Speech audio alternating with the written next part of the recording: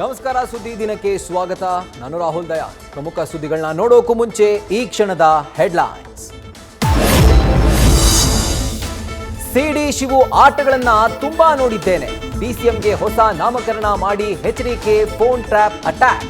ಅಂಥ ನೀಚ ಕೆಲಸ ಮಾಡಲ್ಲ ಅಂತ ಸಿಎಂ ಕೌಂಟರ್.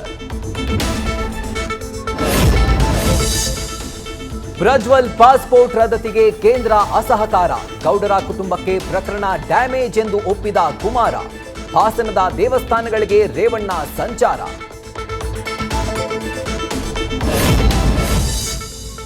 ಪೊಲೀಸ್ ಸಿಬ್ಬಂದಿಗೆ ಆವಾಜ್, ಪೂಂಜಾ ವಿರುದ್ಧ ಎಫ್ಐಆರ್. ಬೆಳ್ತಂಗಡಿ ನಿವಾಸದ ಬಳಿ ಹೈ ಡ್ರಾಮಾ ಸೃಷ್ಟಿ. ಕೊನೆಗೂ ವಿಚಾರಣೆಗೆ ಹಾಜರಾದ ಶಾಸಕ.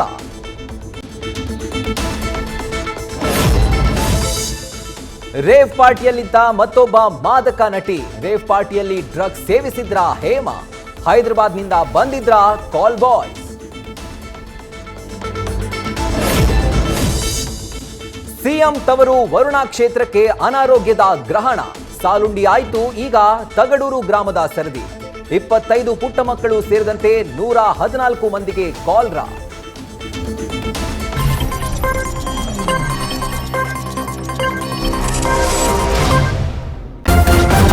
ನ್ಯೂಸ್ ಫಸ್ಟ್, ನಿರ್ಭೀತಿಯಿಂದ ನಿಮ್ಮ ಪರವಾಗಿ.